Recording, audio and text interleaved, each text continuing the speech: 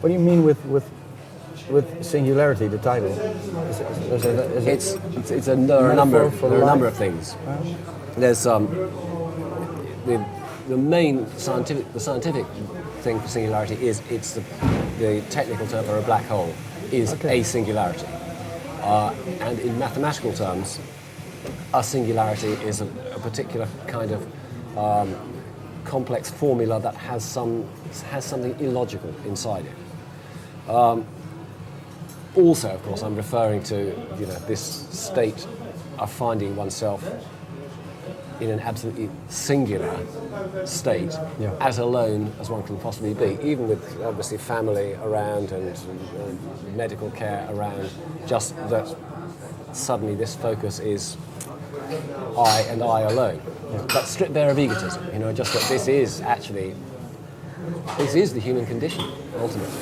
Yeah. So a very typical Hamill one-word title, I think, really. Okay, great. You just said it didn't really change you, your heart attack. Can you say in what way it did change you and in what way it didn't? It made me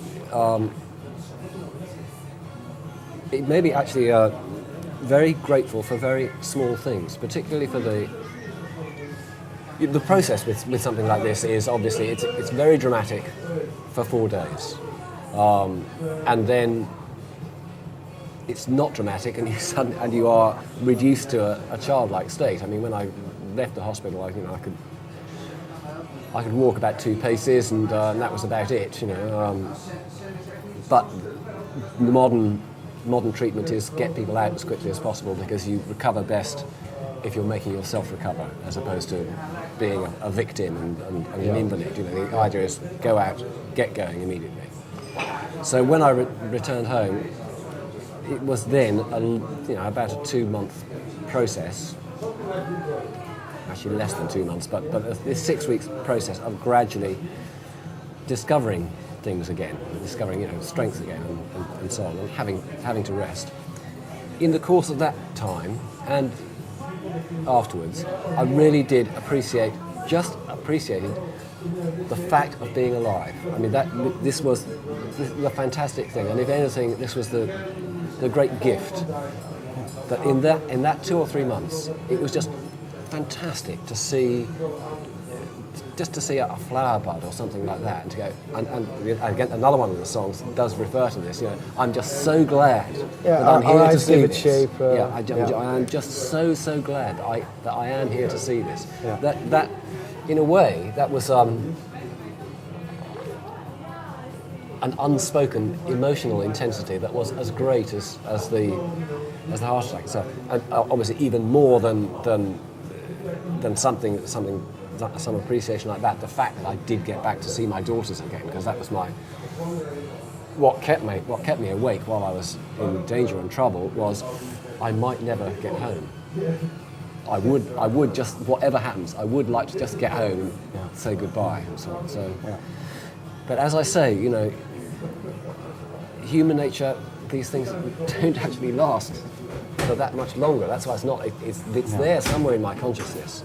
Yeah. But it's not absolutely a permanent change. No. But in a way, that's why it was important for me to express it.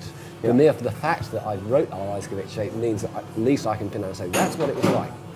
I'm so glad that I'm here to see this. So now you're seeing it as a good experience? I'm certainly not seeing it as a bad experience. I think it's in my life, it was an essential experience. Does it make you now appreciate more? It makes me appreciate life more. It makes me, in a way, want to carry on living more. I'm not a smoker anymore. I do exercise now. As I say, I used to eat comparatively healthily, but now I eat very healthily. None of which is any guarantee that I'll last another 2 minutes or another 20 years. But if it was going to happen at some time or another, and it was better that it happened in England at a weekend with my wife there than in Siberia on a plane on the way to a gig. So from that point of view, it's good. And as I say, it's obviously now an essential part of my life, you know, and you know, again, sort of part of the stuff I've written about is this whole fact that you don't know what's coming in your life, and you sort of forget what's happened in the past, and what marks. But in a way, your life is not entirely predetermined, but you've got it waiting for you up there, and at a certain point you will look back, if you have a moment to look back and go, so that's how it was. Yeah. In that sense, it's absolutely part of the warp and weft of who I am. So, yeah. Yeah.